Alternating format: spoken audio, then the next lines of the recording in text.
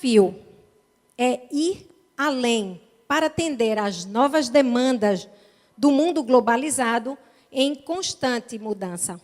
Para isso, estamos atentos às novas competências que se apontam no horizonte.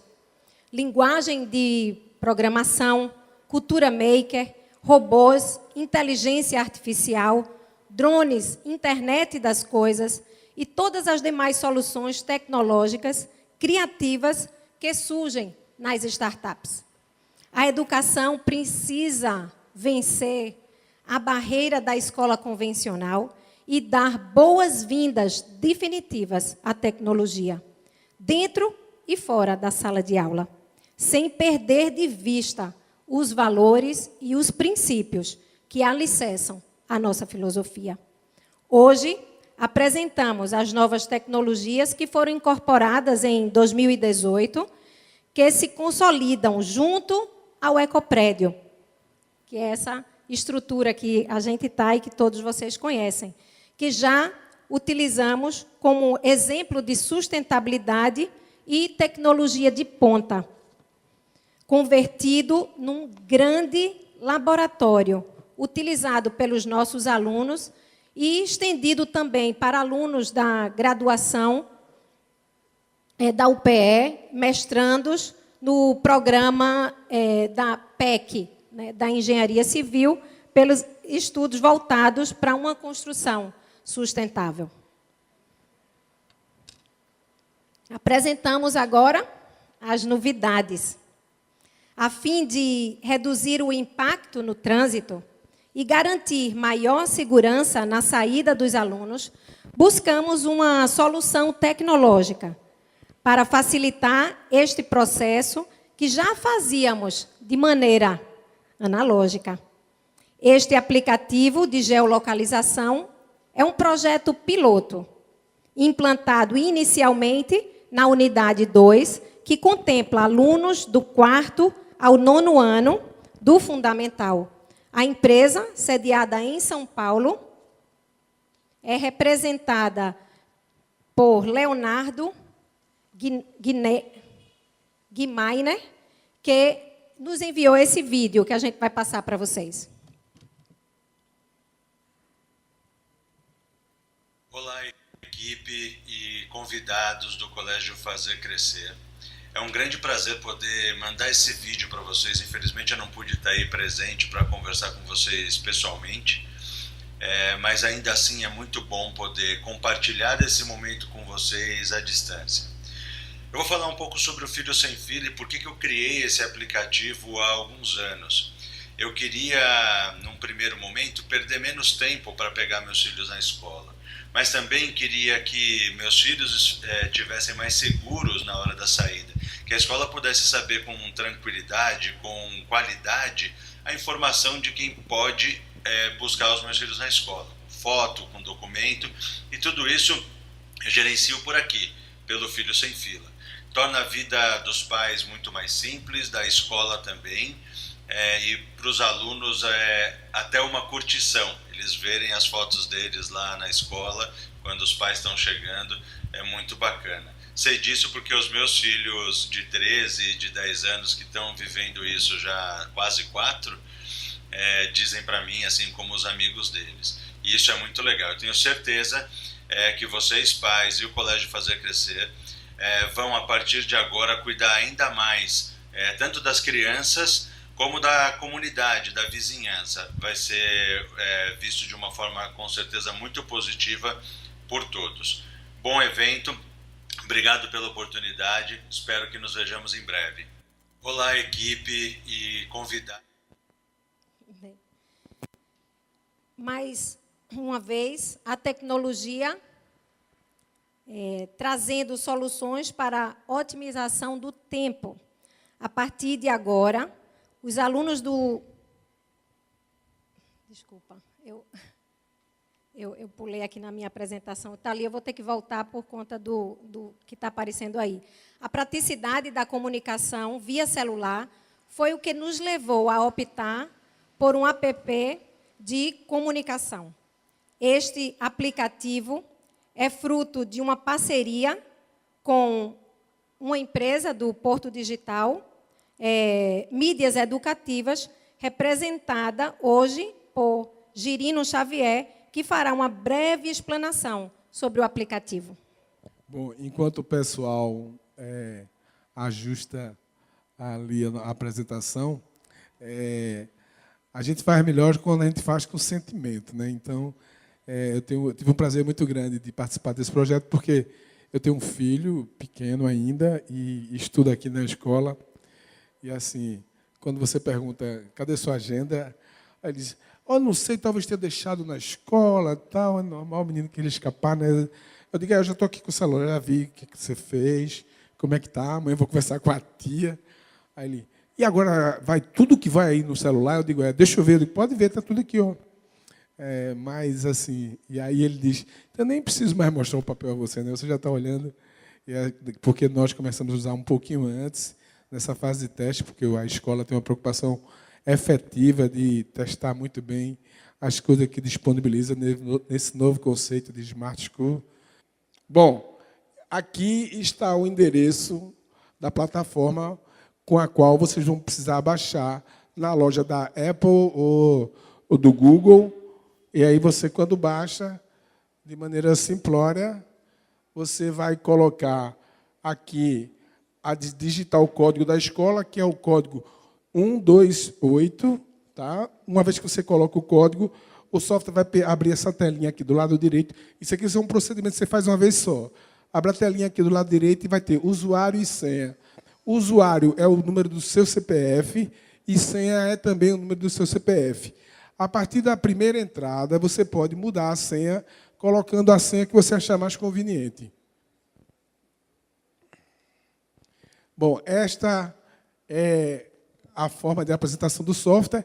E, assim, as principais dúvidas que as pessoas podem ter, assim, e se eu tiver mais de um filho? Se tiver mais de um filho, tem aquele bonequinho ali do lado esquerdo, no canto superior direito, do lado do nome, João da Silva. Você clica ali e ele vai aparecer o nome de todos os filhos que você tem na escola.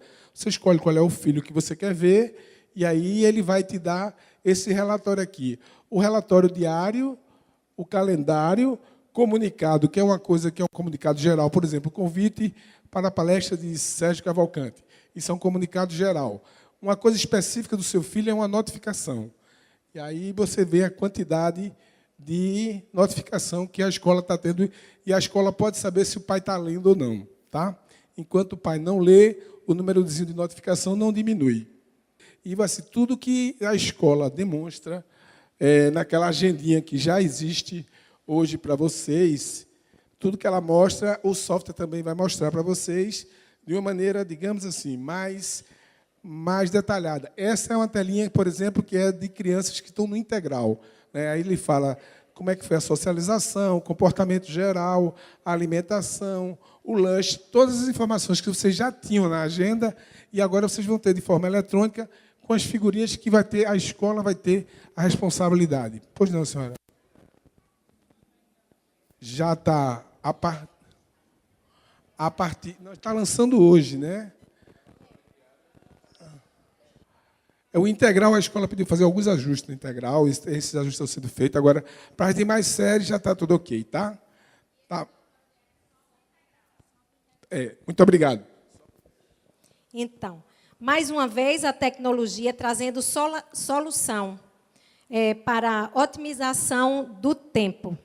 A partir de agora, alunos do ensino médio terão disponível um aplicativo de pedidos online da cantina. Passamos a palavra a Isaac Oliveira, ele é o representante e proprietário do restaurante da Oca. Boa noite, pessoal. Eu queria só, antes de fazer uma breve explanação de 2 minutos sobre o nosso aplicativo, eu queria fazer só uma pergunta aí a vocês, né? Quem, nos últimos 6 meses, esteve, pelo menos durante algum período, fazendo exercícios físicos ou seguindo alguma dieta? Eu queria que levantasse a mão. Certo. Eu queria agora perguntar quem, nos últimos 10 anos, teve esse mesmo comportamento. Levanta a mão de novo. Bem, o que a gente queria falar para vocês é o seguinte: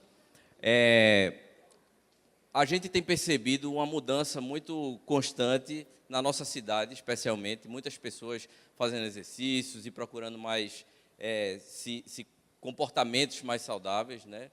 E a gente coloca, né, entende isso, que um dos grandes fatores que trouxe isso é a circulação de informações, né? A internet assim, permitiu que muitas pessoas tivessem acesso a estudos, a pesquisas científicas e informações sobre os benefícios de uma alimentação saudável, de hábitos de vida saudáveis, né? E aí, a escola, surgiu uma oportunidade de parceria com o Daoca, né, que é o restaurante que a gente criou com essa perspectiva de ter uma alimentação saudável, mas não somente isso, uma alimentação que seja boa de comer, porque muita gente tem essa ideia de que a comida saudável ela é muito ruim, né, que é difícil de comer, é melhor comer uma coisa mais gordinha, mais carregada. E aí que a gente iniciou o projeto do Daoca com essa ideia, né? E essa parceria com o colégio, ela veio justamente para dar seguimento a essa proposta de uma caminhada nesse sentido, né? De benefícios que a alimentação possa trazer para os alunos, especialmente esses que estão no ensino médio, que estão iniciando aí a maratona mais pesada dos estudos e vão precisar de ter uma digestão mais leve, de mais concentração, de dormir melhor, né? E tudo isso, a gente sabe que a alimentação interfere bastante, né?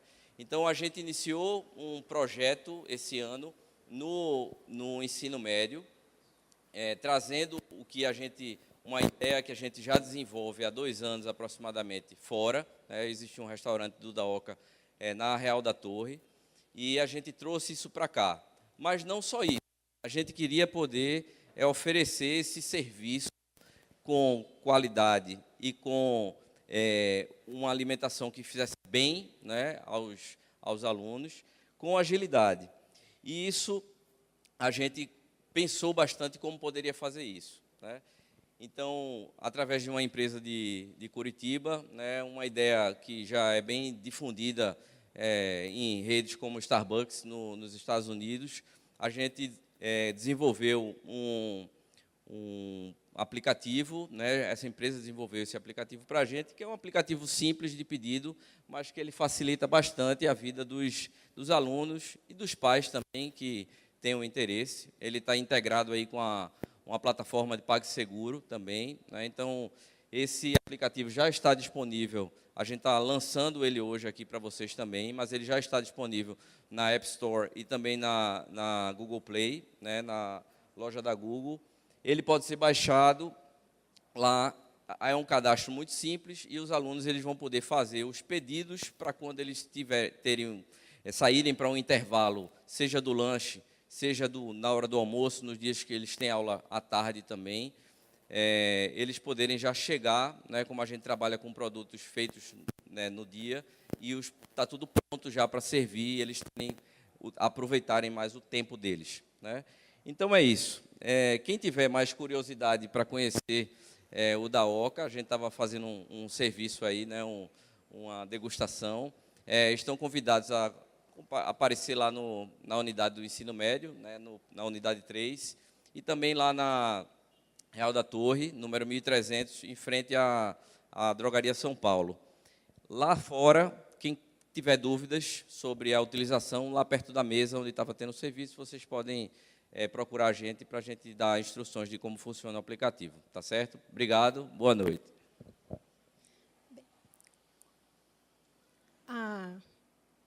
Por meio de uso de uma tecnologia aplicada à educação, o CFC se conecta a conceitos pedagógicos mais inovadores que favorecem o ensino e a aprendizagem. Ainda não apareceu aqui na tela. Utilizamos a plataforma Google for Education em nossas salas de aula e contamos com 2 salas Google também aqui nas nossas unidades. Então, passamos a palavra agora para o representante da Google, ou da Ensinar, que está aqui, que é Alberto Brasileiro. Bem-vindos ao século XXI. A ideia é que nós tenhamos uma Smart School com Smart Students. Essa é a era da colaboração. É o tempo de transformar os nossos alunos, os nossos estudantes, em Smart também. É o tempo de trabalhar competências que realmente fazem a diferença. É o tempo de preparar nossas crianças para resolver problemas que ainda não existem. Essa frase não é minha, foi o Richard Healey, ex-secretário de Educação dos Estados Unidos, que falou isso. Lógico, está parafraseado, certo? A fala dele é um pouco mais extensa, mas nós estamos preparando essas crianças para resolver problemas que ainda não existem. E é difícil pensar em inovação sem pensar em Google. Mas o CFC tomou uma decisão, a decisão de estar nessa onda, a decisão de se unir a outros parceiros para levar essa educação inovadora, para fazer a diferença, para mudar a forma de pensar dessas crianças.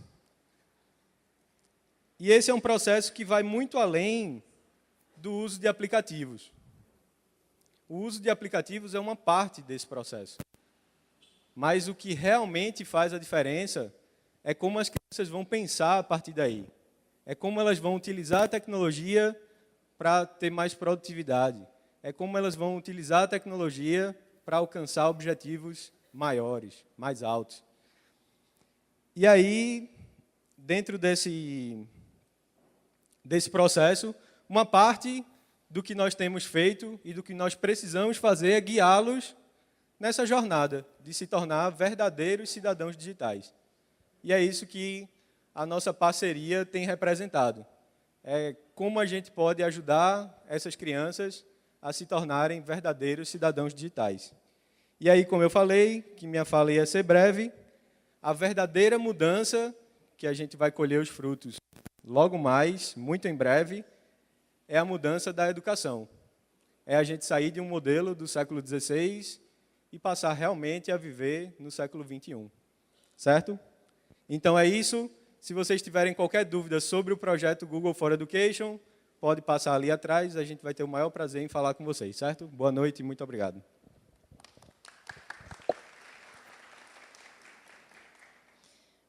Bem, como o Alberto falou, a gente tem aqui também para lançar, a gente vai lançar em breve, ensino de programação e Startup for Teens.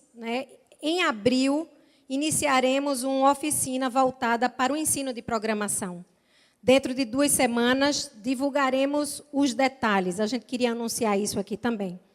Esta oficina substituirá a robótica, que a gente tinha numa forma mais abrangente. E, antes de passar, eu queria só dizer que todas essas iniciativas, elas marcam uma nova etapa do CFC, que a gente tem chamado de Smart School. E a gente tem a plena convicção de que o caminho é longo e requer grandes desafios. Fechamos com o pensamento de Sêneca. Ainda há muito por fazer.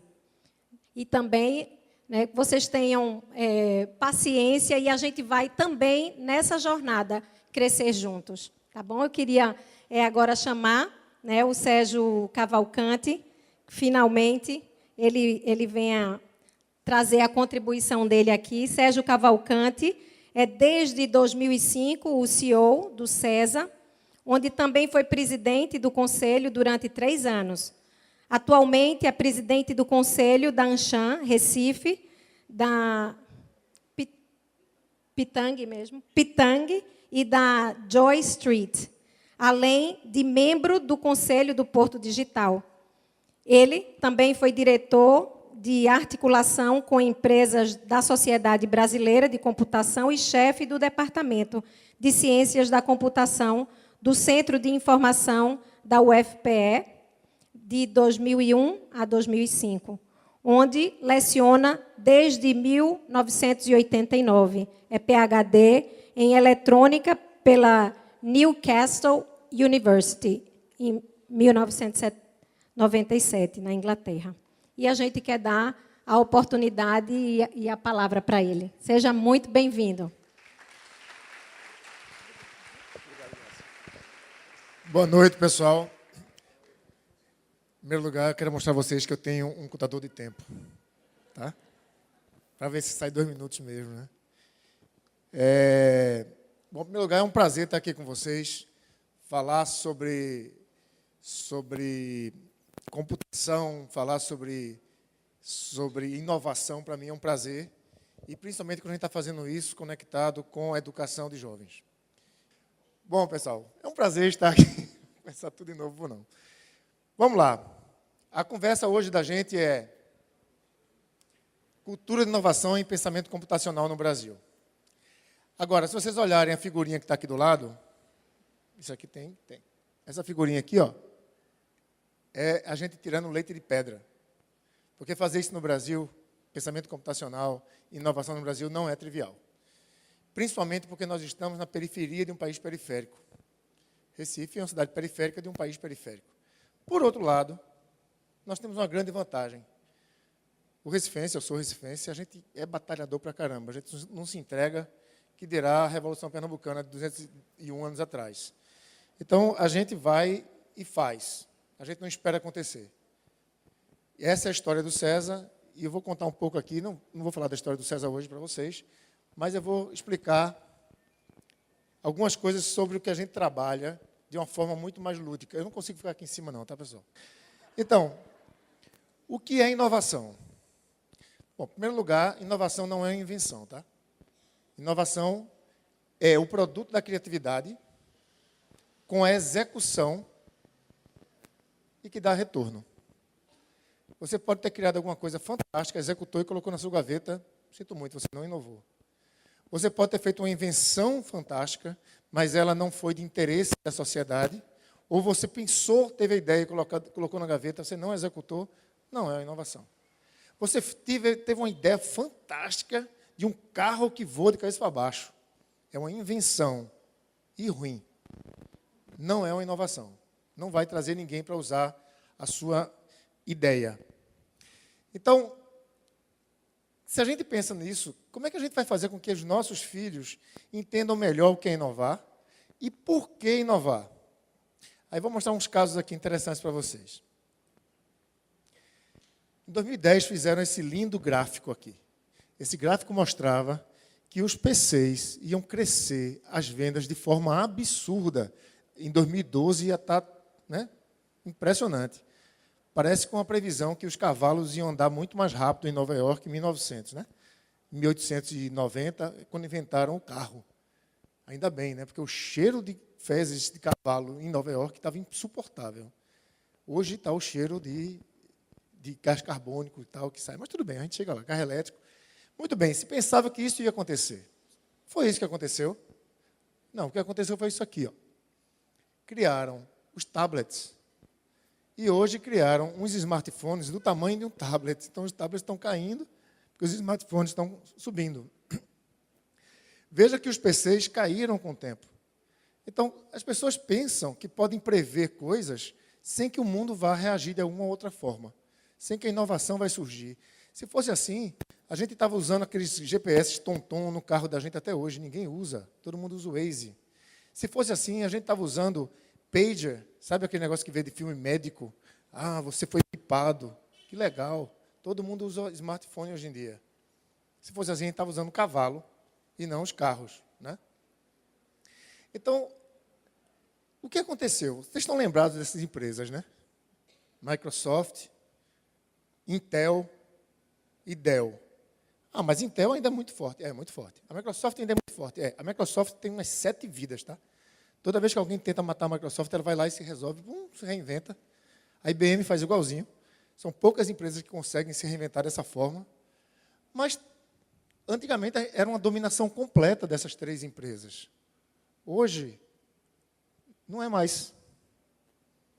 do ponto de vista do que nós estamos usando para ser a porta da nossa comunicação com o mundo digital, você usa muito mais o seu smartphone do que o seu computador. Muito mais. A quantidade de tempo que você passa no seu smartphone é muito maior do que você passa no seu computador. Então, a sua porta de entrada para o mundo digital não é mais o computador, a porta primária. A porta primária de entrada é um conjunto que tem o Android de um lado, o iOS do outro, né? iPhone e todo o mundo Android. Aqui, aí tem uma prevalência de uma fabricante que a gente nem sabe o nome, né? Se a gente não sabe, não é desse mundo. A ARM é o maior, veja que interessante, a ARM é o maior desenvolvedor de microcontroladores do mundo. Não fabrica nenhum. Ela licencia a fabricação para outros, ela não quer ter fábrica. Ela só usa a cabeça das pessoas que estão lá dentro desenvolvendo como o processador vai ser. E alguém vai fabricar. Tá? E aí a gente tem aqui embaixo os grandes fabricantes. Samsung, Motorola, Apple. Eles ficam se revezando aqui, né? Aí alguém lança um novo celular e pum, aí muda tudo. Daqui a pouco é a Motorola, depois é a Samsung, depois é a LG. A Nokia já foi, está tentando voltar. Mas está uma guerra interessante aqui. Mas não são mais esses que eu mencionei antes. Então, se você não inova, você termina caindo. Você não tem perenidade. Mesmo que você não inove em novos produtos, você tem que inovar novos processos. Você tem que diminuir o seu custo, tem que aumentar a sua produtividade. As pessoas precisam entender que isso é fundamental. Não dá para a gente achar que o Brasil vai ser sempre um país que parece que está numa redoma fora do mundo, que não está conectado, de fato, com a economia global. Uma outra coisa que é importante na inovação, que a gente percebeu, é o seguinte: os intermediários, eles estão desaparecendo. E quando eu digo os intermediários, não são só as pessoas, não. As coisas intermediárias estão desaparecendo. Vou dar um exemplo para vocês. Papel. Papel é um intermediário entre você e a informação. Informação é uma coisa abstrata. Ela pode estar no seu celular, ela pode estar na voz de alguém falando com você, ela pode estar na TV, ela pode estar no mundo digital, de um modo geral. Então, o papel é apenas o veículo em que a informação está sendo apresentada. Quantas pessoas aqui ainda assinam jornal?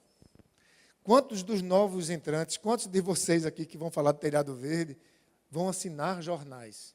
Agora, veja que coisa interessante. O Washington Post, há 2 semanas atrás, foi considerado uma das 10 empresas mais inovadoras do mundo, depois que foi comprada pelo dono da Amazon. Ele pegou e deu uma reviravolta no Washington Post. Então, se Jeff Bezos não tivesse comprado o Washington Post, ele já tinha falido, talvez. Mas ele reinventou o Washington Post, porque o que ele entendeu é que o Washington Post precisa dar informações. O veículo de informação é outra história. Você vai dizer que você ainda usa filme. Esse negócio da Kodak é interessante, porque a Kodak nasceu como uma empresa super inovadora. Ela era tão inovadora que o nome Kodak não existia. Você sabia disso? A palavra Kodak não existe. Foi criada porque era uma palavra fácil de dizer e que ia dar uma imagem boa em qualquer língua. Não tinha nenhum significado ruim em qualquer língua. Então, o pessoal começou com uma estratégia de marketing muito forte, né? Kodak. Aí, a Kodak, não sei se vocês sabem, mas as patentes iniciais das máquinas fotográficas digitais eram da Kodak. A Kodak tinha criado. Só que existe uma briga comum entre a empresa como está, entre a área de negócios e operações de uma empresa e a área de inovação da empresa. A área de negócios e operações ela é vista como a área de resultado. A área de inovação é vista como a área de custo. Então, o pessoal da área de operações fica querendo matar a área de inovação porque está tirando dinheiro que ele poderia estar gastando para melhorar o processo, etc, etc. Se não vier alguém de cima para olhar para isso, aconteceu na Kodak. A Kodak não investiu nas máquinas digitais que eram propriedade dela. A patente era delas, porque entenderam que o produto deles era vender papel fotográfico e filme fotográfico. O produto da Kodak, se você for bem profundamente, você sabe o que a Kodak faz? A Kodak é uma empresa de capturar emoções para serem vistas mais tarde. Sentidas mais tarde. Quando você tira uma foto não é porque você quer sentir aquela emoção depois, ou compartilhar aquela emoção com alguém. Não é essa a essência de uma foto, não. Então, se a Kodak tivesse pensado na essência, não teria se preocupado com a forma como ela vai ser apresentada, se é num papel fotográfico, se é na tela do meu computador, mas ia se preocupar na forma como ela é capturada, no caso de uma máquina digital, e nas diversas formas como ela poderia ser apresentada. Como uma série de empresas hoje de automóveis estão pensando que não são mais fabricantes de automóveis, elas são responsáveis pela mobilidade das pessoas. Aí a coisa muda. Então, já tem uma série de empresas que estão se conectando com outras para fazer carro compartilhado, uma série de coisas. Porque a minha filha tem 20 anos, tirou carteira 2, dirige horrivelmente porque ela não quer dirigir. Ela não quer dirigir. Veja, quando eu estava com 17 anos, eu estava contando os dias para tirar minha carteira de motorista. Hoje, a minha filha de 20 anos dirige, se a gente pedir, pelo amor de Deus, para ela, para a gente poder tomar um vinhozinho no bar. É o nosso Uber. Né? Ela também não gosta de beber, atrapalha tudo, mas ajuda, né? Então, vejam, isso aqui são veículos apenas de informação. Fita VHS, pelo amor de Deus, a gente nem tem mais. Né? Filme, papel, lojas. Lojas, eu tenho uma opinião que elas vão continuar existindo, porque a gente gosta de tocar nas coisas, porque a gente gosta de ir na esquina, a gente quer ver o pão. A gente quer cheirar as coisas. Não dá para comprar pão pela internet. Ou dá, mas é ruim. Para comer pela internet é pior ainda. Não sei nem como é que faz. Um dia vai acontecer, tá? Porque já tem impressora 3D de carne. Então, por que não ter impressora 3D de pão, né? E aí você vai dizer, eu quero croissant. Meu amigo, vai ser muito tempo que vai imprimir, tá? Porque é cheio de camadinha. Mas vejam que o Walmart está fechando lojas no mundo. Não vai ter Walmart em todas as cidades, não vai ter Walmart em todas as esquinas. Por quê? O Walmart.com está vendendo feito água. Então, a gente fez um trabalho, há um tempo atrás, para uma rede de shopping centers, que é internacional, mas tem shopping centers no Brasil. Eles queriam saber qual era o futuro do shopping center. O futuro do shopping center, na nossa opinião, é que ele seja um lugar de encontro, de serviços e de experimentação. Mas quem disse a você que quando eu comprar esse produto aqui no shopping center, eu vou sair com ele na mão? Pode ser que quando eu chego na minha casa, ele já tenha sido entregue. Então, a loja do shopping center não precisa nem ter depósito.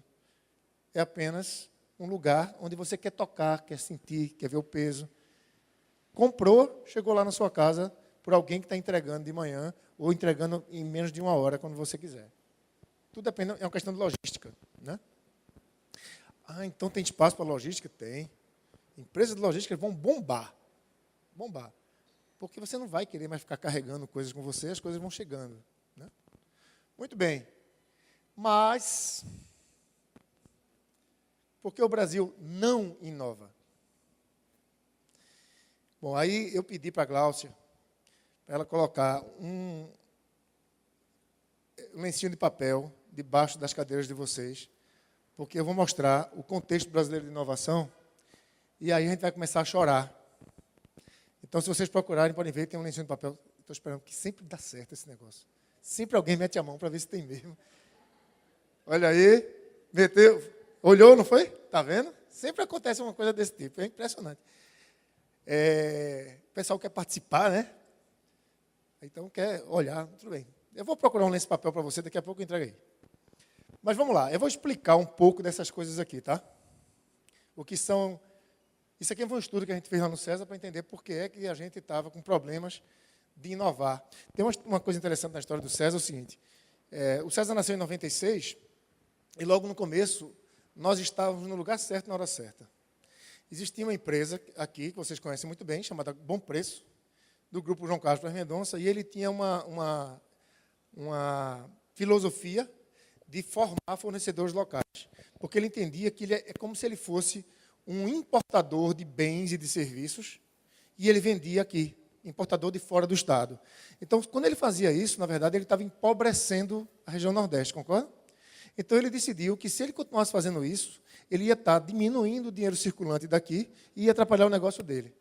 Então, ele decidiu criar fornecedores, tanto de bens, tanto é que vocês viam a marca Bom Preço, tinha doce Bom Preço, queijo Bom Preço, uma série de coisas desse tipo, mas também de serviços. E uma série dos serviços que eles pediam de segurança cibernética, análise de crédito, uma série de coisas que tinham a ver com tecnologia e inovação, eles procuraram o César. E fizeram um acordo muito simples. Acordo assim, olha, eu vou dar um problema para vocês, eu já tenho um fornecedor, a solução de vocês tem que ser melhor, igual ou melhor, a um custo igual ou menor. Não tem boquinha, não vou dar, só porque vocês são do Recife, eu vou dar uma chance de você cobrar mais caro, não. Ou como se diz em inglês, no little mouth, né? Não é isso? Não tem boquinha, não é tradução, não é essa não. Bom, eu espero que o professor de inglês não esteja aqui. Mas aí, ele fez isso. Acontece que a partir do momento que o Bom Preço foi vendido para o Walmart, nós perdemos a conexão com quem tem o poder decisório. Então, as pessoas daqui podem até saber de problemas interessantes, mas elas não têm o poder de transferir esse problema para alguém resolver.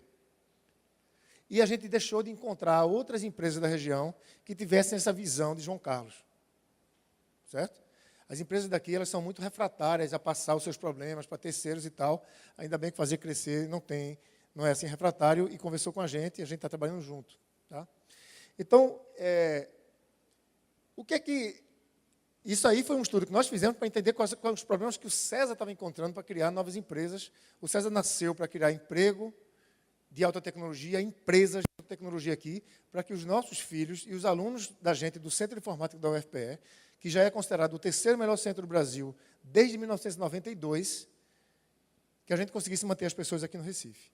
Porque todos eles estavam indo embora, não tinham empresas de alta tecnologia aqui que segurasse essa meninada interessada em mudar as coisas. Estavam todos indo embora para São Paulo, Rio e exterior.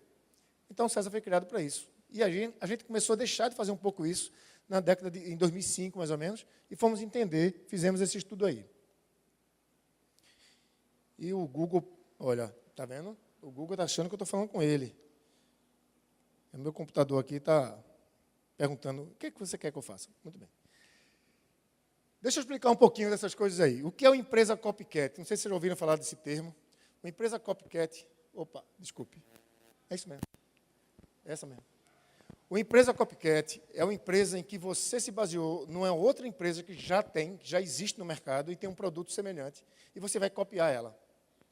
Ela pode ser uma empresa brasileira, mas geralmente é uma empresa do exterior. Isso acontece muito no Brasil. E aí, eu fui ver se tinha base de conhecimento disso. Veja, existe um estudo chamado Pintec, que é pesquisa de inovação industrial sobre inovação tecnológica, que é feito com 70 mil indústrias no Brasil. E aí vem a parte que a gente chora mesmo. Esse estudo ele é feito desde 1998, é trienal. Então, o primeiro estudo foi em 98, 99, 2000 e saiu o resultado. O último foi em 2012, 13, 14, saiu o resultado. Demora um tempo para sair o resultado por causa das análises que eles fazem. Se vocês compararem os gráficos do estudo de 98, 99 e 2000 com os gráficos do estudo de 2012, 13 e 14, a forma deles não muda. O que significa que não houve grandes mudanças no que eu vou dizer a vocês. As maiores fontes de conhecimento para a indústria brasileira usa para gerar inovação são outras áreas da própria empresa. Então, é como se a área de capital humano, recursos humanos, está fazendo uma coisa aqui, aí a área administrativa vai copiar aquilo ali. Tá? Então, é cópia dentro da própria empresa. A segunda fonte são feiras de exposições. Essa é para chorar, né? É cópia mesmo.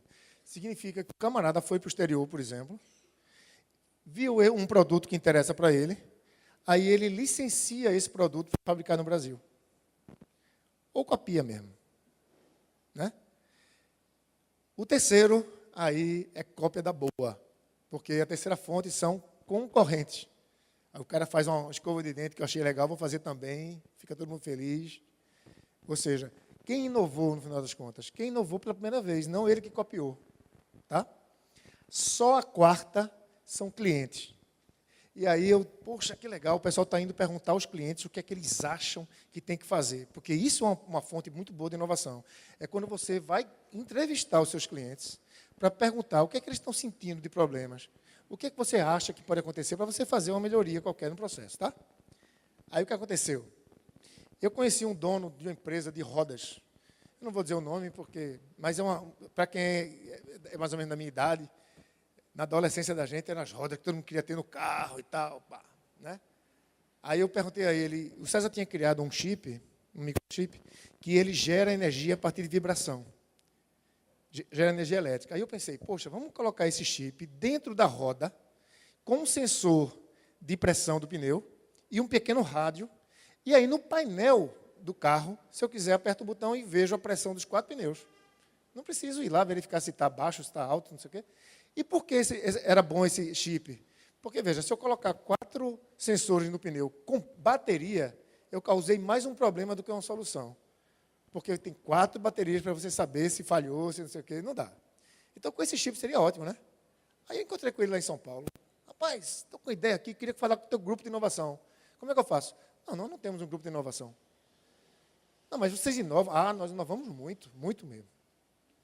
Nós fazemos muito. Você inova perguntando aos seus clientes, sim, perguntando muito aos nossos clientes. Como é que é a inovação de vocês? Não, o cliente diz a gente qual é o desenho da roda que ele quer, a gente faz. Aí eu disse, ótimo, né? Realmente inovador. Não foi ele que fez a inovação. Aí, para a gente ficar mais triste, em que mais se gasta em inovação? O primeiro item são novas máquinas e equipamentos. É assim, você fabrica 1.000 escovas de cabelo por hora, compra uma máquina nova que é capaz de fabricar 2.000 escovas de cabelo por hora. Isso é considerado inovação de processo.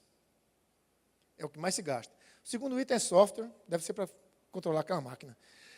O terceiro item são treinamentos. Sabe para quê? Para aprender a usar aquela máquina que você comprou. O quarto item são adequações estruturais. Sabe para quê? Para você fazer um novo galpão para caber aquela máquina que você comprou. E poupe, né? Inovação aonde? Então, é triste. Aí você pensa assim, mas Sérgio, será que isso também não acontece nos outros países? Será que você não está falando isso, mas outros países também fazem muita cópia e tal? Aí disse, talvez tenha razão. Eu vou dar uma olhada no Brasil em relação ao mundo. O Brasil é o 69º colocado no Índice Global de Inovação de 2017. É o mesmo número de 2016 e 11 posições atrás do ano anterior a esse. Eu falei que a gente ia chorar. Eu falei que a coisa não era boa. Mas vejam só, a gente tem que entender que todo problema é uma oportunidade. E foi por isso que o César fez esse estudo. Para a gente entender como é que a gente ia se posicionar. Tá? Então, vejam só, o ruim, a gente está em 69º. Ah, não, mas vamos comparar com os nossos vizinhos. Costa Rica, 45, Chile, 44, México, 61. Se a Venezuela estivesse aqui na frente da gente, eu ia ficar mais triste ainda. Aí é complicado. A Argentina não quis olhar, não, mas eu acho que eles estão atrás. Se tivesse na frente, estava aqui. Muito bem. Segundo problema que nós temos, que estamos resolvendo, né, Gláucia? Uma parte o colégio consegue resolver, uma outra parte, quem consegue resolver é o governo, tá? Modelo pedagógico, tudo de bandeja. O que é esse modelo? É um termo que eu coloquei. Sabe aquele negócio? Ah, tu quer tudo de bandeja, né? Porque você quer tudo fácil, não é assim que a gente diz? O que é um modelo pedagógico, tudo de bandeja? Vê só. Eu tenho 3 filhos, 2 filhas, uma de 20 anos terminando a faculdade, uma de 17 que terminando o ensino médio, exatamente as 3 no mesmo ano. É a tempestade perfeita. E o último está terminando o Fundamental 2. A diferença entre o ensino médio e o Fundamental é gritante. Eles são de uma escola que tem uma série de coisas interessantes, teatro, tem yoga, aí meu filho faz, mas papai, yoga? Não, meu filho, você vai. Aí vai para yoga. Tem teatro, yoga, robótica e tal, beleza. Isso no Fundamental. Quando chega no ensino médio, a escola, já estou em outra escola, e eles não têm tudo isso. E eu fui conversar com vários amigos, Luciano Meira, que é um grande pensador na área da educação, que a gente tem. Ele disse, Sérgio, você sabe quantos temas de conhecimento os alunos têm que saber no ensino médio? 1.500. São 1.500 novos pontos de aprendizagem para o aluno no ensino médio. Dado que são 1.500 e que nós temos 3 anos no ensino médio, nós temos 500 pontos de aprendizagem por ano. Ora, se nós temos 500 pontos de aprendizagem por ano e o governo exige que nós tenhamos 200 dias letivos, nós estamos falando de 2,5 novos pontos de aprendizagem por dia. Por dia. E aí não dá tempo de você ver isso e ainda fazer yoga, robótica e não sei o quê. É muito complicado. Então, toda vez que o governo agora está fazendo uma modificação no ensino médio, eu apoio a diminuição das confusões que tem lá dentro e colocar a essência. Tem coisa, eu vou conversando com minha filha no carro quando eu vou levar ela de manhã, ela começa a falar umas coisas que eu nunca ouvi falar. Ela tem biologia 1, 2 e 3, pelo amor de Deus. Tem 13 ou 14 disciplinas diferentes, isso é um absurdo. E o que é que isso afeta a gente na inovação? Muito simples. Enquanto a gente estava no fundamental, criando uma visão holística, criando um profissional analítico, uma pessoa analítica, quando a gente chega no ensino médio, a gente tem que tolher tudo isso, porque não dá tempo. E justamente uma das fases mais importantes da vida de uma pessoa, que é quando os hormônios estão todos ali, que é quando você está tendo a sua própria visão de mundo, você não permite um pensamento mais holístico, mais analítico, fazendo com que o colégio seja obrigado, praticamente, a entregar uma apostila, entregar um livro e dizer, leia. Não dá tempo de você olhar outras coisas do lado, não. E aí termina acontecendo o quê? Que o aluno começa a tirar conclusões. Não. Ele lê conclusões de terceiros. Ele não tira a sua própria conclusão, porque não dá tempo. Ora, se eu tenho estudantes passivos, nesse sentido, veja, eles são extremamente esforçados, mas são passivos porque não dá tempo de ser ativos. Eles não podem ir na internet, olhar 2, 3, 4, 5 autores para ter uma visão analítica. Eles se tornam pessoas desse tipo também. E terminam fazendo como vários de nós, inclusive, que recebem informações no WhatsApp, manda para outro grupo, a informação é falsa, e você diz assim, está só repassando. Nós temos um problema sério. Os Estados Unidos que o diga com a eleição de Trump. Tem muita crítica sobre as fake news, as coisas que eram falsas na campanha de Trump. Então, se nós não conseguimos tornar os nossos filhos analíticos, eles não vão conseguir fazer triagem da informação que chega para eles. Isso é muito crítico, muito crítico. Então, esse modelo tudo de bandeja, ele é levado para a universidade também. Se a universidade for boa, ela vai tentar destravar esse modelo, trazer de volta aquela criança que era mais holística. Tá? Muito bem. Mercadofobia universitária. Isso é um problema sério, que no Brasil as melhores universidades de pesquisa são públicas. Acontece que eu sou professor da universidade pública, eu ensino lá desde 1989, 1990, e eu vejo vários colegas meus desconectados da realidade, fazendo uma pesquisa de laboratório, sem conectar com nada. Isso me dá uma raiva, uma impaciência, um incômodo absurdo. Porque a gente está num país pobre, assim, é rico, mas não está igual. A gente está numa região complicadíssima, 47% dos recursos econômicos que giram no Nordeste são recursos públicos, não pode ser assim. A gente precisa gerar mais emprego, mais privado, a gente precisa gerar isso tudo. E aí a universidade decide que vai estudar se o homem vai chegar em Marte ou não. Eu quero saber se ele vai chegar em Serra Talhada sem ser assaltado.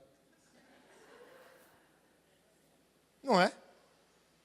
Aí me diga uma coisa, vê que coisa interessante. Vocês sabiam, essa desconexão é tão absurda, né? Porque eu acho assim, se o salário desses professores, inclusive o meu, eu sou professor de 20 horas hoje na universidade, só porque eu gosto da conexão com a Universidade Federal, para ver se muda alguma coisa lá. Mas, se vocês, todos nós, estamos pagando o salário desses professores da universidade pública, uma parte das pesquisas não deveria estar conectada diretamente com problemas reais da sociedade? Claro que uma outra parte tem que estar fazendo umas coisas assim que a gente não sabe nem para que serve, para ver se depois funciona. Mas não pode ser tudo assim.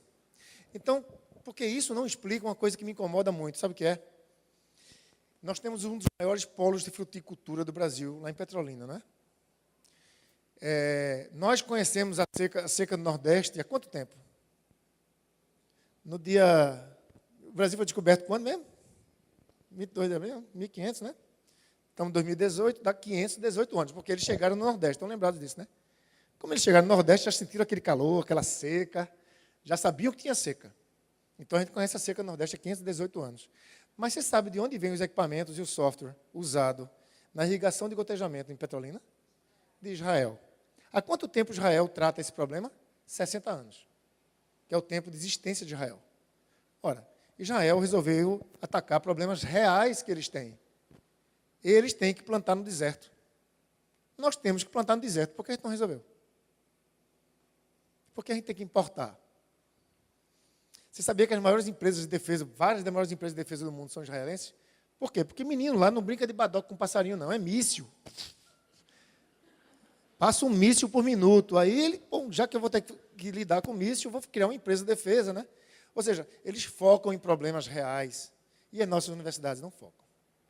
Então, só para a gente ficar triste, em 81, e são dados do próprio governo, o Brasil tinha 53 patentes internacionais publicadas por ano.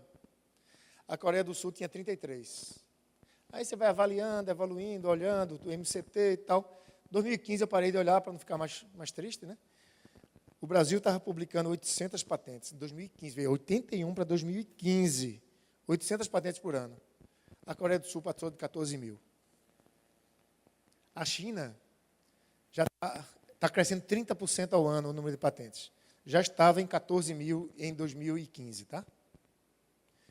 Então, esse medo de mercado, essa mercadofobia, essa coisa de dizer assim, não, nós temos que fazer uma pesquisa. A autonomia universitária é uma das piores falácias que o Brasil tem. É um absurdo. A autonomia universitária é o que os professores da universidade pregam para dizer que eles podem pesquisar o que eles quiserem. Como vocês viram Glaucia me apresentando, ela disse que eu fui chefe do Departamento de Ciência da Computação da UFPE.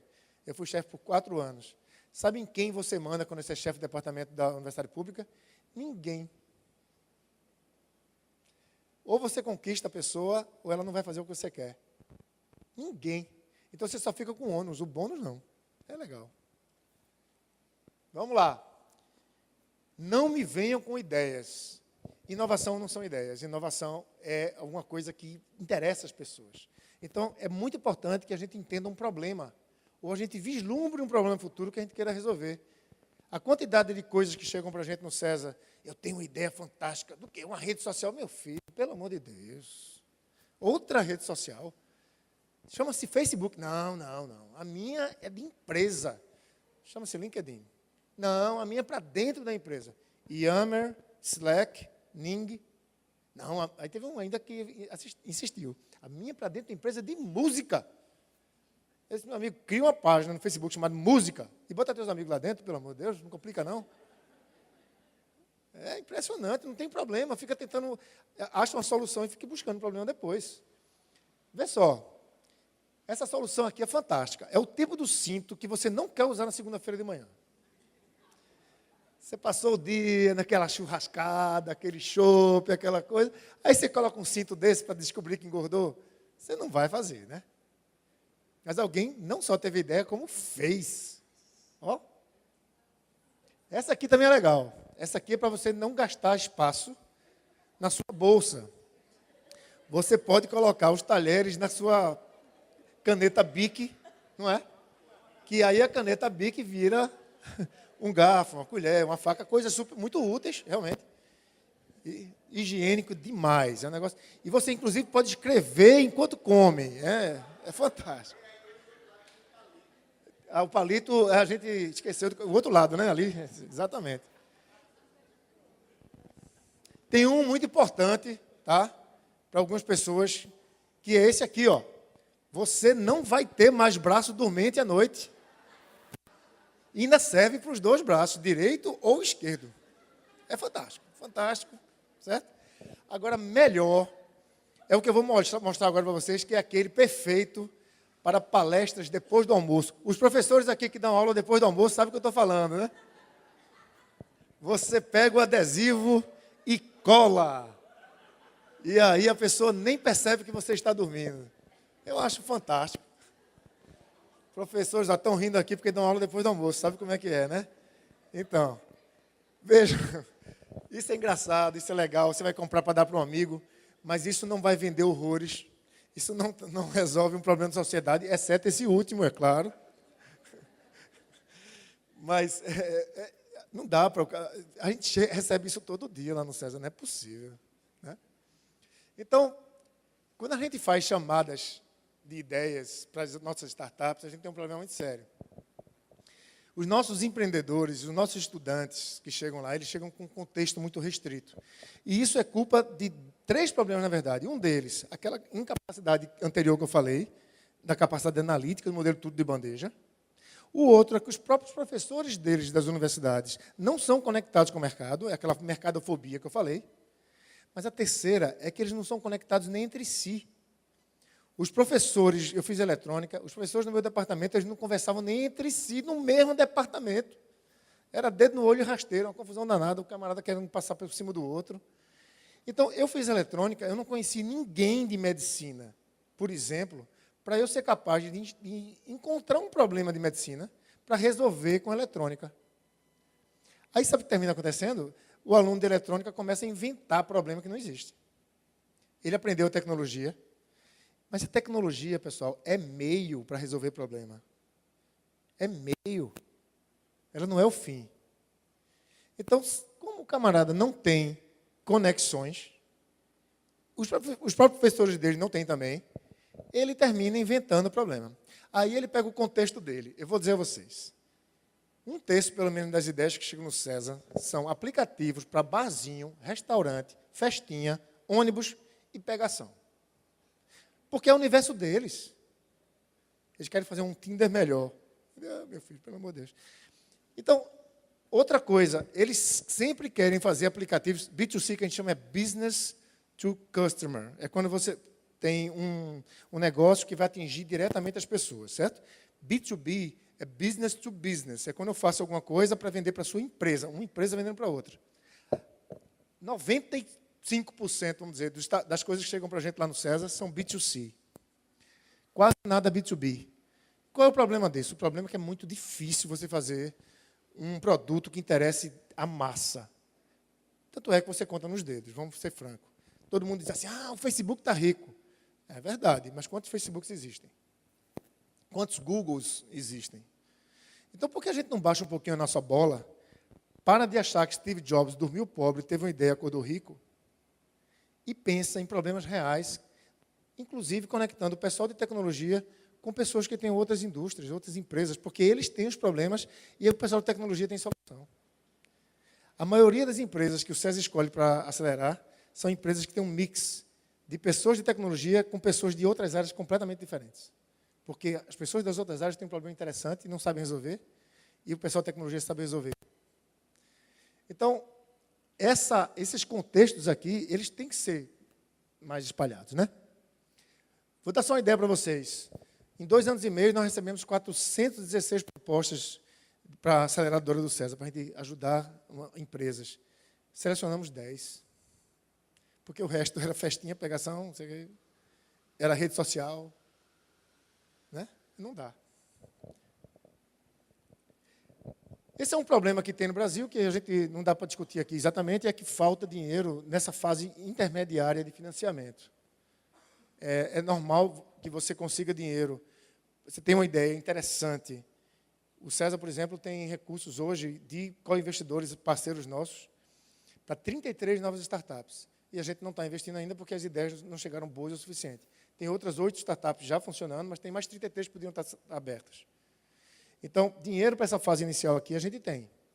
Tá? Dinheiro para a primeira rodada de investimento se acha. Você tem uma ideia boa, ela progrediu, se acha. O problema é quando você precisa de 10 a 20 milhões para poder alavancar sua empresa já no 3º ou 4º estágio. Aí o Brasil tem essa dificuldade por uma série de razões que não cabe aqui eu descrever. Mas uma outra coisa importante é o seguinte, e aí vem da visão das empresas e das pessoas também. Veja, isso aqui é um processo típico de inovação, tá? Um processo de inovação, ele começa com o entendimento do problema. A caracterização correta de um problema. Vocês já chegaram alguma vez, por exemplo, às vezes você tem um problema e você não percebe, mas você desvirtua do problema. Eu vou dar um exemplo bem simples. Você chega numa sala e tem alguém lá procurando a chave de um armário. que você está fazendo? Posso te ajudar? Pode, procurando a chave daquele armário. Aí começa 2, 3 pessoas procurando a chave do armário. Até que chega uma hora que você fala assim, mas por que tu está procurando a chave daquele armário? Não, porque eu quero pegar o papel da impressora que está lá dentro. Tá bom, vamos procurar papel de impressora agora.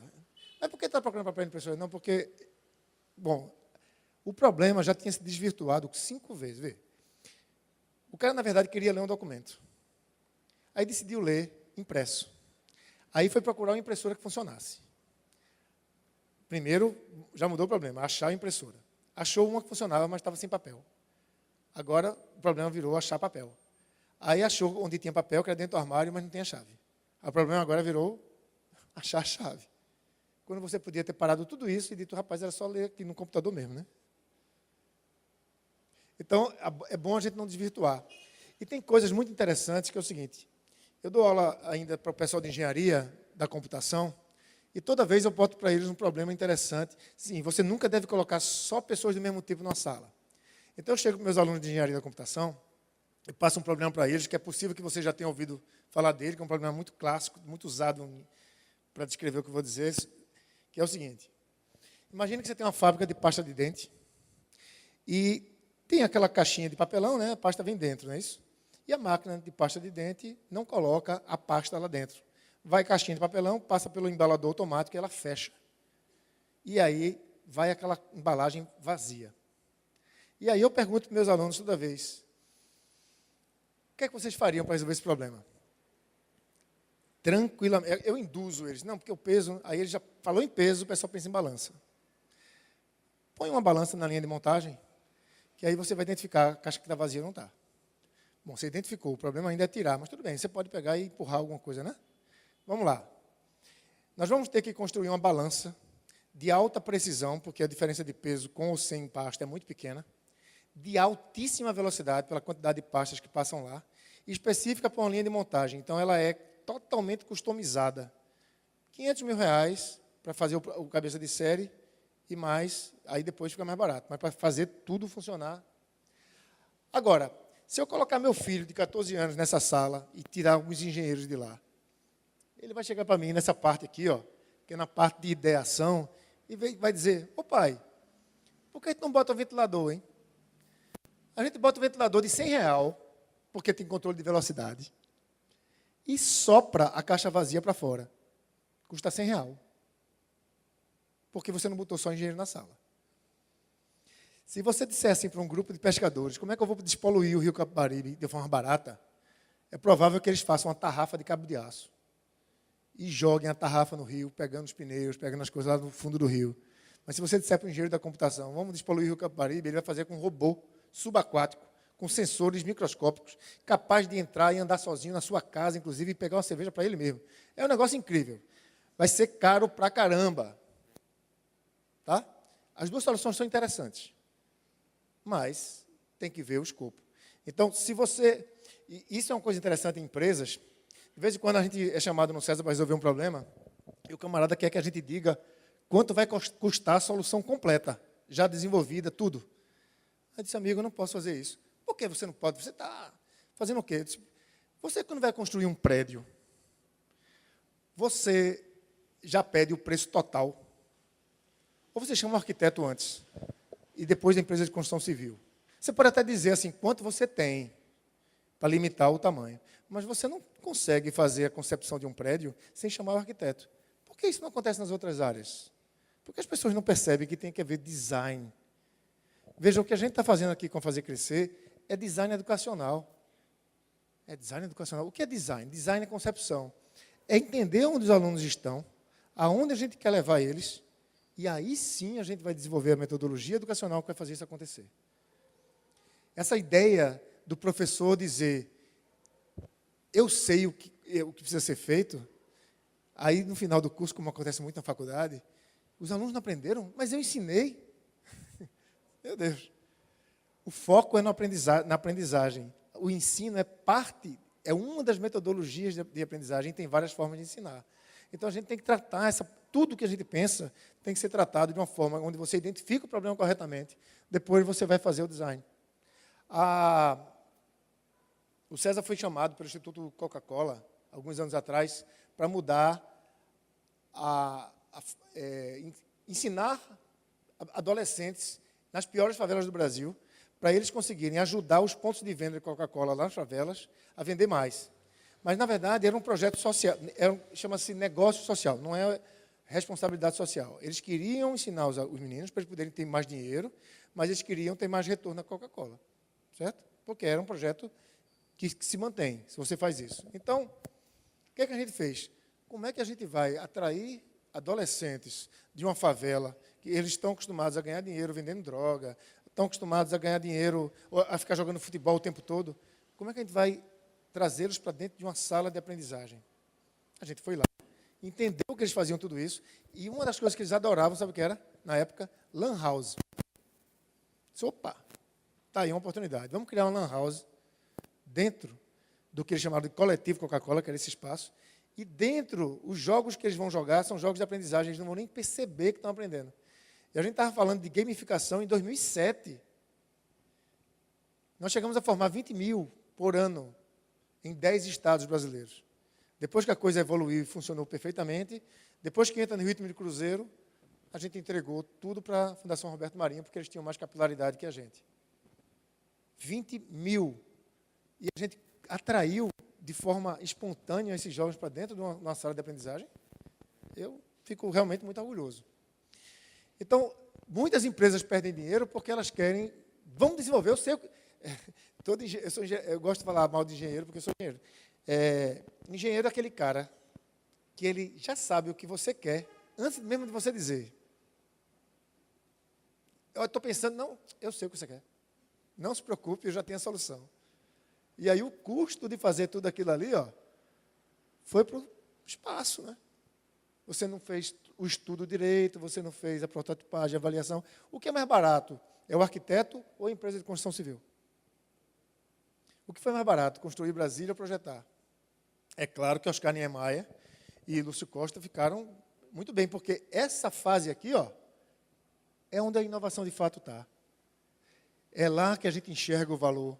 O Museu Guggenheim se fala muito do arquiteto, fala pouco da empresa que construiu. Vocês sabiam que um dos caras mais importantes na construção de Brasília é pernambucano? Vocês conhecem a ponte Joaquim Cardoso? Que liga nada a lugar nenhum? Durante muito tempo o pessoal jogava futebol em cima da ponte, até acharam um jeito de usar ela melhor. E aí você pergunta ao pessoal, mas quem é Joaquim Cardoso? Joaquim Cardoso foi o engenheiro calculista de Brasília mais importante que teve. Pernambucano.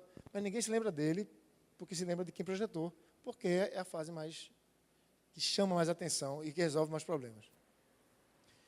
Então, como é que a gente resolve tudo isso, né? Depois de a gente chorar, saber que a universidade está desconectada, saber que os alunos estão vindo da universidade com contexto, né, restrito, sabendo que eles não têm experiência de empreendedorismo. Depois de a gente chorar um bocado, a gente tem que resolver de que forma? Fazendo o que a gente está fazendo aqui. Pegando eles na base. Mostrando a eles que eles são capazes de fazer a mudança. Mostrando a eles que eles têm que empoderar esses meninos. Tem que mostrar a eles que não é para fazer desenvolvimento, é para pensar no problema. Toda vez que ele der uma topada, ele tem que ficar chateado porque o sapato dele não tem um radar. Mesmo que ele não ponha o radar, mas só o fato de ele perceber uma oportunidade, esse é a essência. E eu dizia isso nas minhas sala de aula, em 2004, 2003, e aí eu vou, daqui a pouco a gente chega no sapato de novo, tá? Bom, em primeiro lugar, a gente tem que entender que inovação é gente. Gente com esses pontinhos aqui. Por quê? Porque inovação é gente que entende... Eita, danado, calma. Gente que entende de gente. A Kodak não percebeu isso. A Kodak não percebeu o que é que a gente queria, nós, usuários, queríamos. Ela achou que o que a gente queria era filme e papel fotográfico. E não era. Né? Gente que entende de negócio, porque o que você gerar de inovação tem que ser vendido. Tem que trazer algum interesse para a sociedade. Alguém tem que pagar. Ah, mas é para a sociedade, é para o governo. O governo tem que pagar. Você tem que comer. Então tem que haver interesse. E gente que entende a tecnologia. E não necessariamente você precisa que os três estejam presentes. Eu sei que estou gastando muito tempo, mas eu vou terminar no tempo certo. Mas deixa eu contar um negócio para vocês. Vocês conhecem o Netflix?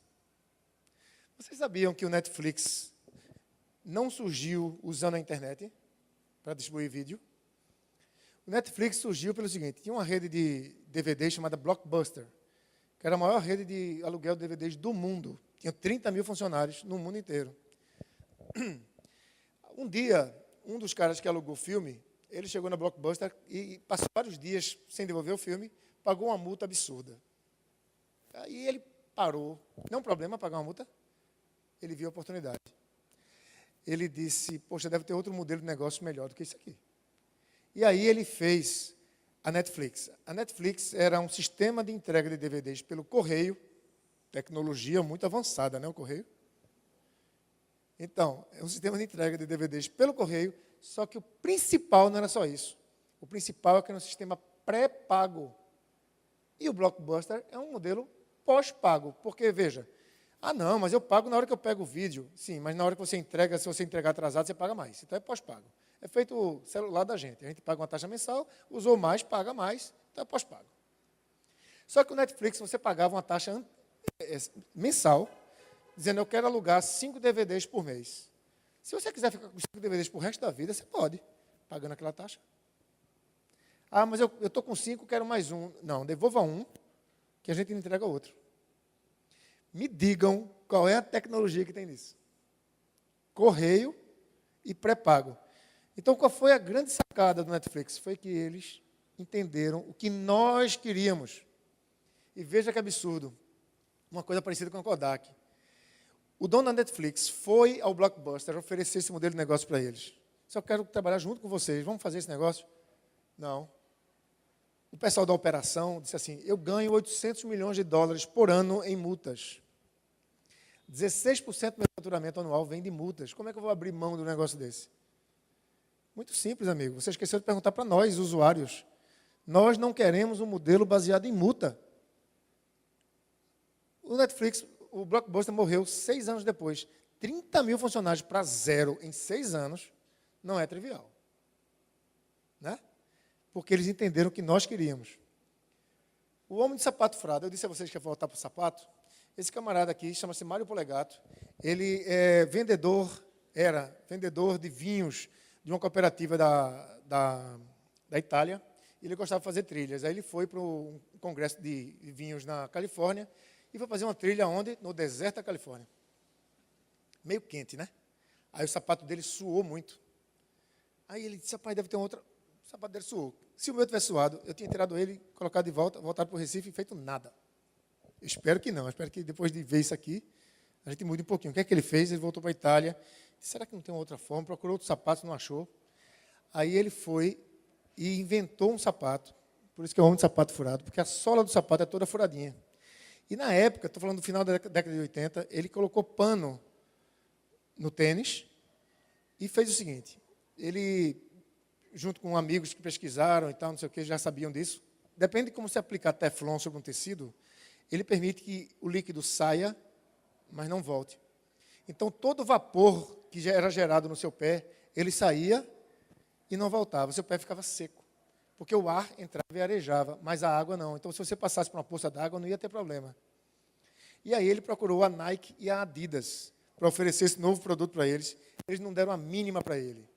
Aí ele criou uma empresa, que lá no exterior é muito conhecida, chamada Geox, que fabrica sapatos especiais.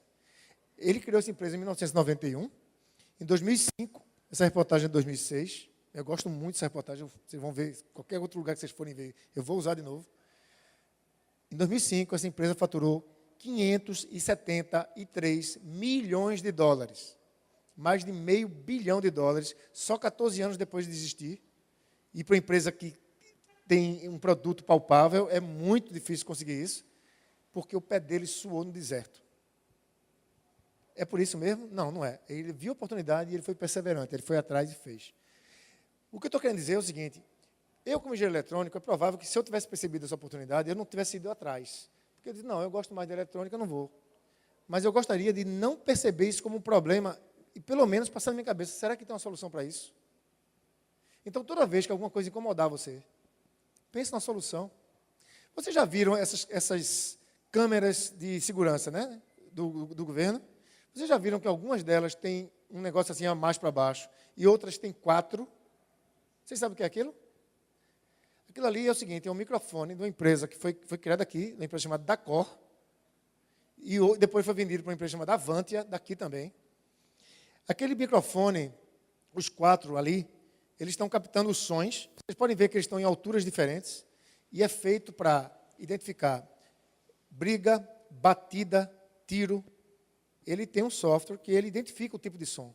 E na hora que ele identifica, como tem 4 microfones em posições diferentes, ele consegue saber de onde veio o som e colocar a câmera que está ali em cima, que é giratória, na direção de onde veio. E manda um alarme para a central de monitoramento dizendo, dá uma olhada nessa tela aqui. Quando tem um microfone só, ela não é capaz de dizer de onde veio o som, mas saber o que aconteceu.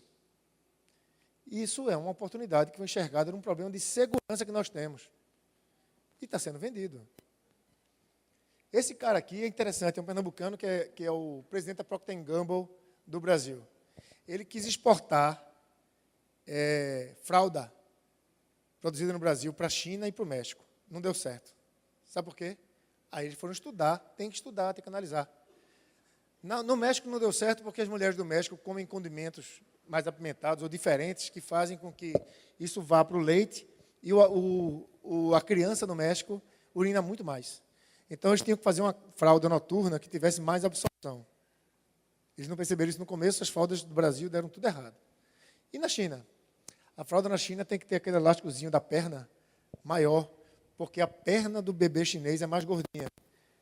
Porque, como lá tem a política de um filho por casal, tem os pais, e geralmente moram os pais de um deles na mesma casa. Então, tem 4 adultos paparicando uma criança. Aí a criança não engatinha e não gasta gordura da coxa. Isso está nessa aqui, ó, reduzir a gordura da perna. Então, o elástico prendia a circulação das crianças lá, a fralda brasileira não deu certo. Enquanto alguns veem as coisas como problema, outros veem como oportunidade. E a gente está no lugar certinho. Porque problema, meu amigo, o Brasil está cheio. Mas não estou brincando, não. Veja o que Israel fez. Eles tinham que plantar no deserto. Eles tinham que viver num país onde a guerra circula ali, o lado inteiro deles. A quantidade de problemas que nós temos aqui para resolver é gigantesca. Por que a gente fica tentando resolver problemas que a gente não tem? Porque a gente não aprende a olhar para o lado, porque a gente não aprende que a topada é ruim e tenta colocar um radar no sapato da gente. Quantas coisas a gente tem para fazer que podem ser exportadas para outros lugares, para outros países? A gente está perdendo muita oportunidade, porque a gente está o tempo todo achando que a gente é incapaz, talvez. A gente precisa aprender a ver oportunidades, e é isso que vai ser feito aqui. A gente precisa de gente que trabalhe em rede. Eu, como bom recifense, bom pernambucano, conheço bem a coisa do balaio do caranguejo, né? O pessoal mais da minha idade, assim, 53, sabe do que estou falando. O camarada vai conseguindo sair, a empresa dele está indo bem, o cara vai saindo da confusão, aí o caranguejo de baixo sai, puf, ele cai. Não tem esse negócio de se ajudar. Mas vocês precisam conhecer a região do Porto Digital, onde Girino faz parte, ele é presidente do CEPROP, eu sou do César, Ítalo, Ives, da CESPRO, do Porto Digital, nós estamos o tempo todo conversando. O tempo todo conversando e ajudando a empresa a chegar lá. Ontem eu estava na palestra na Unilever, a Unilever veio para cá porque quer abrir um centro de inovação da Unilever aqui. O centro de inovação da Fiat Chrysler está aqui. Por que é que o centro de inovação, não estou falando da fábrica, uma fábrica, ela é mudada assim, ó, de um dia para a noite, mas um centro de inovação não é, porque o centro de inovação está aqui, ó, na cabeça das pessoas. Então, quando a gente conseguiu trazer o centro de inovação da Fiat Chrysler para cá, a gente disse claramente para eles. Eles chegaram para mim, numa pergunta final que eles tinham lá, dizendo assim, mas veja só, por que eu vou escolher Recife para vir para cá? Porque eu tenho dinheiro para ir para qualquer lugar do mundo. Eu disse, olha, eu não posso dizer que nós somos melhores tecnicamente do que a região de Boston, tem o MIT. Aí eu disse, também não somos piores. Mas se você for para lá, você vai ser mais um. E se você vier para cá, você vai ser parte do nosso ecossistema. Nós vamos fazer o possível para trabalhar junto com vocês e resolver todos os problemas que você tem. Então, isso é uma mudança de atitude nossa aqui de Recife, absurda. E a gente tem que incentivar mais isso, que as pessoas conversem mais, que as pessoas interajam, porque antigamente, assim, Eu fabricava a tinta da caneta, tu fabricava o corpo. Em vez de a gente juntar e lançar logo a caneta, não, eu vou fabricar o corpo também, depois tu vai fabricar, e a gente vai brigar. Não é isso que acontecia? Aí precisa mudar essa cultura. Tá? Então, trabalhar em rede é fundamental. Nós, no César, não sabemos tudo. Vocês sabiam que o César fez todo o planejamento do Exército para a Copa do Mundo e Olimpíadas? A gente não podia dizer, agora já pode. Como é que o César fez o planejamento das ações do Exército para a Copa do Mundo e Olimpíadas? O César trabalha com militares? Não, a gente contratou 30 ex-militares. Colocamos mais 15 pessoas da nossa capacidade de planejamento e tecnologia e pegamos os 30 para a parte que a gente não entendia. Por exemplo, qual é a arma que eu tenho que comprar? Qual é a melhor arma para isso, para aquilo? Qual é o fardamento? Eu não sei, mas eu não preciso saber de tudo. Não preciso. Contrato quem sabe. Ou faço parceria. Né? Não tenha medo de errar. Isso é uma coisa típica.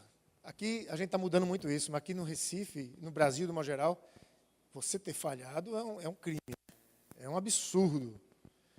Aí você vai ler esse livro aí e descobrir que o dono do Walmart, ele faliu 12 vezes. Tá bom que o bichinho era ruim de aprender, né? 12. Mas deu certo depois, né? Então, quantas vezes... Hoje, quando a gente pega alguém para entrevistar, porque ele está com uma nova proposta, quando o cara diz para mim que ele já faliu, que ele já falhou, eu fico feliz. Principalmente no Brasil, porque você sabe a diferença de empreendedor e empresário, né? Empreendedor é aquela pessoa que tem as ideias, que quer fazer, que é lutador e tal. Empresário é que faz tudo isso, ainda tem que pagar as contas, ver justiça trabalhista, justiça... Existe uma reportagem que eu vi, por acaso, na quarta-feira à noite, no Globo News, de um pesquisador do MIT, que fez um trabalho no Brasil, dizendo que o brasileiro é muito inovador e muito empreendedor, porque conseguir fazer tudo isso nas condições que a gente faz no Brasil é absurdo. E ela falou de um negócio que eu não conhecia o termo, NPT, Non-Productive Time. É o tempo não produtivo que você gasta resolvendo questões de legislação, jurídica, não sei o quê, não sei o quê, não sei o quê, não sei o quê, que nos Estados Unidos você gasta muito menos. Então, a diferença do empreendedor e empresário é grande. Quando o cara diz que já faliu, ou seja, já teve essa bagagem empresarial, para mim é ótimo. Porque mesmo assim, ele está tentando de novo, o cara é corajoso. Ou a menina é corajosa, como o caso de Laís. Né? Laís, tudo que ela fez até hoje, ela deve a mim. Eu fui professor dela na graduação, então eu me lembro, quando ela vinha perguntar para mim, professor, eu acho que eu devia... Faça isso, Laís, faça aquilo. Não estou brincando. Então, o que é que eu estou dizendo que a gente tem que fazer? Não dá para esperar, pessoal. A gente tem que ser proativo. A gente tem que buscar problemas, a gente tem que propor soluções. A gente tem que desenvolver produtos e tecnologias. A gente tem que entender de negócio. Veja o que eu coloquei em negrito aqui. Não foi problema, não foi solução. Eu coloquei as ações. É a gente ir buscar, é a gente ir atrás. Não dá para você ficar esperando na sua cadeira que vou esperar que alguém faça isso para mim. Não dá pra, tem uma coisa maior do que isso até. Um dia desse eu perguntei para um amigo meu. Eu disse assim, estou parando em todas as faixas de pedestre que eu encontro na rua. Bota o pisca-alertazinho para não levar uma pancada, né? Mas eu paro em todas. Eu disse, não vou parar não. Eu disse, por que não? Porque ninguém para. E quando é que tu vai parar? Quando alguém começar a parar. Eu disse, tu é alguém ou tu é ninguém? Quem é alguém? Não somos nós? A gente vai esperar o quê? A gente acha lindo no exterior quando a gente vai, que todo mundo para, né? Você vai botando o pezinho, fica até ali, só fazendo assim, né? Para o carro fazer... né? Por que a gente não vai fazer? Se a gente não fizer, amigo, vai esperar quem fazer? Além de tudo isso, nós temos que, principalmente, formar gente protagonista. E é isso que a gente está fazendo aqui, com a Fazer Crescer. Eu dou os parabéns, porque a gente vai conseguir criar uma cultura de inovação. Cultura, para quem conhece, é a coisa mais difícil de ser mudada. Cultura é uma coisa arraigada na gente, que se você já não tiver ainda, para você criar essa cultura de você bater numa pedra e perceber que tem uma oportunidade ali, para você criar a cultura de você dizer, eu vou fazer, para você criar a cultura de dizer, eu vou parar na faixa pedestre, eu vou fazer, eu vou acontecer, eu vou ajudar, não é trivial. E eu acredito que eu sou capaz de fazer, não é trivial. Mas é isso que a gente tem que fazer. Era isso que eu tinha a dizer para vocês. Muitíssimo obrigado pelo convite. Glaucio, acho que foi... Eu gostei muito Desculpem o tempo, passei 1 hora, 5 minutos e 51 segundos. Tará, tarará, tá aqui. Mas eu espero que vocês tenham gostado. Obrigado, boa noite.